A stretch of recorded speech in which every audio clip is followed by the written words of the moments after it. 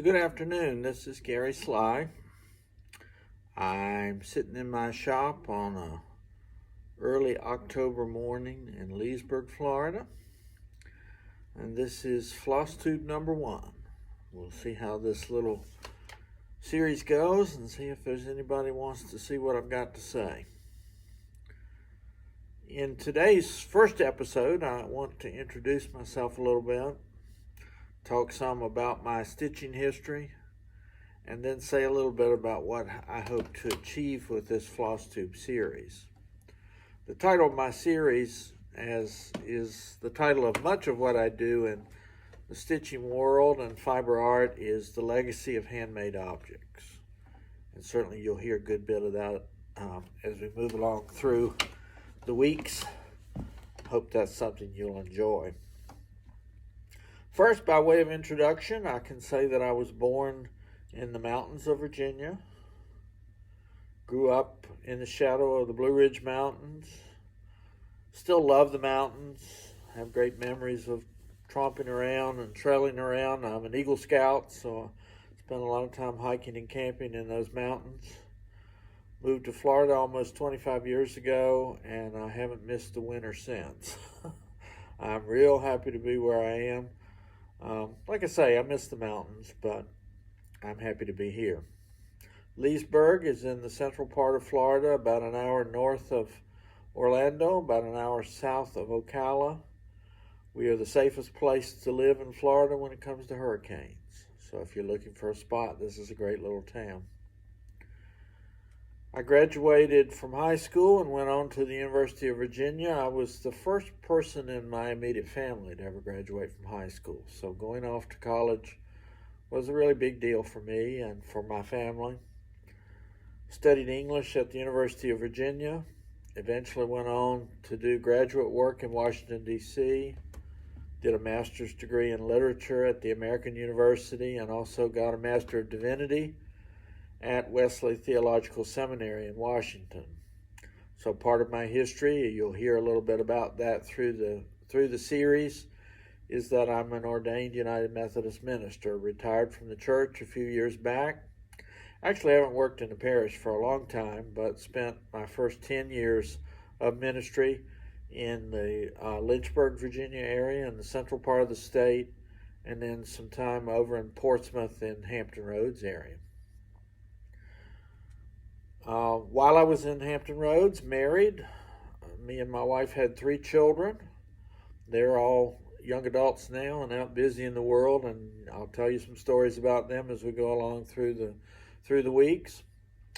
While I was there, I left parish ministry and stayed home with the kids for 7 years. Yes, we had 3 kids under the age of 3. And I often tell people that it was quite a sight watching me go into the grocery store, because I had a system and the kids knew if they asked for something they weren't going to get it. So we didn't have all that screaming and crying. But it was quite an adventure. And being an at-home dad was one of my favorite professions through the years. It's certainly one of the most honorable things any of us can do, is to take some time and spend part of our lives with our children. At the same time, I also took 2 summers and went off to work on a PhD in literature at Indiana University of Pennsylvania. That took me 3 or 4 years, and when I was done with that, we moved the family to Lady Lake, Florida, which is where we lived for quite a while up until just this past year. Currently, I reside in Ocala, but I continue to have my shop here in Leesburg. When I moved to Florida, I became an English professor at Lake Sumter Community College, which is now Lake Sumter State College. Spent 7 or 8 years as a professor, went on to become the dean, and eventually associate vice president over the academic areas dealing with liberal arts. Retired from the college and much of the work that I did in that area in 2016. Wasn't through with new professions, however. I decided just as I was leaving the college that I would become a wizard in Harry Potter world, so I worked at Universal Studios for 4 years. I am still a wizard, still have my wand in the back room, and as long as the Ministry of Magic doesn't get upset with me, I'm ready to use it when necessary. But one of the dreams I've had since way back when I was a single adult in my 20s and 30s was having a needle workshop. That turns me a little bit towards talking about how I got into this. It's not as usual to see men doing stitching, but it certainly is something that I'm familiar with, and I have a lot of friends who stitch. When I was in the 6th grade, my 6th grade teacher, Mrs. Chittum, could knit and talk at the same time. And I thought that was about the coolest thing I'd ever seen. I've since learned that I'm a kinesthetic learner, which means I do better when I'm using my hands. In fact, you'll probably find that as this series goes along, I'll be sitting and stitching while I'm talking. It's a much better way for me to concentrate and to pay attention to what I'm doing. Through the years, some people have been offended and thought that if I was stitching, I wasn't paying any attention to them. But I would beg to argue that I probably pay better attention than those of my colleagues who are sitting there staring at the ceiling or wondering what they're going to have for dinner that night. Anyhow, I went home, took 2 pencils, figured out how to do some knitting. Eventually, somehow or another, I think my teacher may have been involved in that, I got a couple knitting needles. I still have the first project that I made, which was a scarf for my grandmother. By the way, if any of you are interested, I did do a TED Talk at Lake Sumter State College entitled The Legacy of Handmade Objects. It's a 15-minute or so overview of the kind of things that I'm interested in and the kind of things that I like to do. And it does kind of set the stage for this whole topic of the legacy of handmade objects. So if you have any interest, that's on YouTube. Just punch in the title, Legacy of Handmade Objects, or you can just punch in my name and you'll find that video. And that's a nice little overview of things. Knitting was okay, but it didn't catch my interest that much. My mother had an old crewel kit in the closet. I picked that up, began to like doing that. Crewel embroidery, as you know, is mostly using wools on a stamped kind of a pattern, but there were a number of times when I wanted to do something, I just traced it on a piece of cloth and stitched it myself. Crewel was really big and popular at one point, just before the craze of counted cross stitch took over. So late 70s, early 80s, I was doing some crewel pieces. I'll show you some of the ones that I have at some other point. After that, I got excited about counted cross stitch, and that has been my passion ever since. I spend a great deal of time now, probably 30, 40 hours a week, stitching using counted cross stitch patterns. And what captured me about counted cross stitch is that I can watch a figure emerge or a pattern emerge from a blank piece of fabric. I never liked stamped cross stitch or any of those kinds of things. I'm really most excited about counted cross stitch. So all through the years, I went to local places. Sorry, had to take a little break there. The UPS guy came by. All through the years as I've stitched, I've loved to go to local needlework shops, get information and advice from folks there, learn new techniques. I'll tell you about some of my mistakes and how local needlework shops help me fix those mistakes. So it's always been a dream of mine to have a place like this, and I'm real excited to show off what I have here. I think it's pretty unique. I have cross-stitch needlepoint. I have weaving supplies. I'm a weaver and a member of the local guild, which is Weavers of Orlando. I really have always wanted a place where stitchers and fiber artists could come and hang out, work on their projects, talk to each other, exchange ideas. And I think that's very much what I've attempted to do here. Now, my third goal in this initial visit with you guys is to talk a little bit about what I'd hope to do with this series. As I mentioned already, the legacy of handmade objects is a way of me putting some emphasis on the traditions that come to us as handmade crafts, but talking about the larger and more important value of those.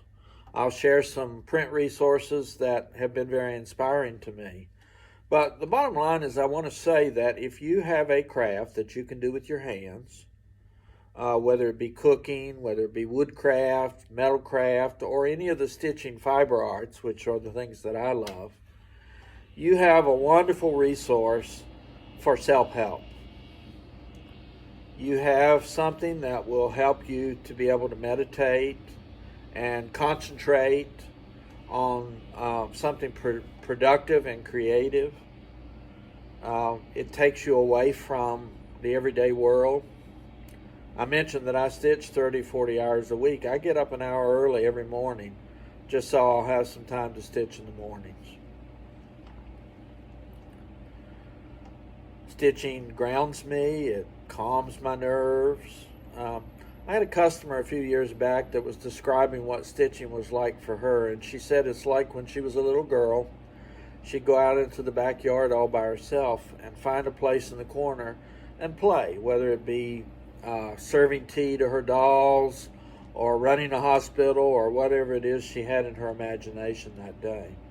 She feels like stitching brings her back to that same place as a little girl, where she's able to clear her thoughts of the hustle and bustle of the day and think a little bit about what's going on in her own life.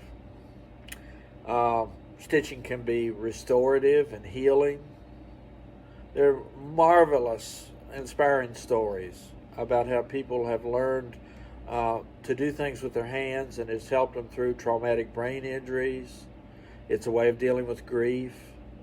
Many times we create objects that we use as part of our community service. The local quilting guild that I'm a part of does Quilts of Valor, which they give to veterans, often veterans who've had very traumatic experiences and who need to think about healing in their lives.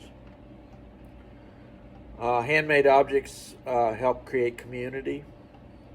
They're often used to make statements about the world around us. If you think about the early women suffragettes, they made banners by hand, and they carried those banners down the streets as they argued for the right to vote and other rights for women. Handmade objects help inspire other people. Any kind of art that we do, if it's an expression of who we are and the innermost part of ourselves, is something valuable. Sometimes the outside world will appreciate it and see it as art. Sometimes people will look at it and say that we've wasted our time. But I think there is a handmade craft for everyone. I think they're largely related to our personalities. Some of us are kinesthetic learners, as I said before, and use it as a way to concentrate. I often laugh and tell people I'm good at any kind of handmade object as long as there's no electricity involved in making it. For me, the automation of some of the things like woodcraft make it go too fast for me. And I need to slow things down a little bit and do a creation with my hands that I can control. But for others, the hum and the spin of an electric potter's wheel, or a blowtorch if you're using it for metal, or even the implements that we use for cooking as we recreate the recipes of our mothers and grandmothers and ancestors, are ways that they find creative energy and find soothing to their spirit. So that's kind of who I am, and that's kind of where we are today. And as time goes on, I'll make an effort to walk around the shop some and show you some of the other things that are exciting about this place. I'll take you with me when I go on my travels. Welcome. Welcome to Gary Lee Sly Fabric Arts, the shop here in Leesburg, Florida, and welcome to the legacy of handmade objects.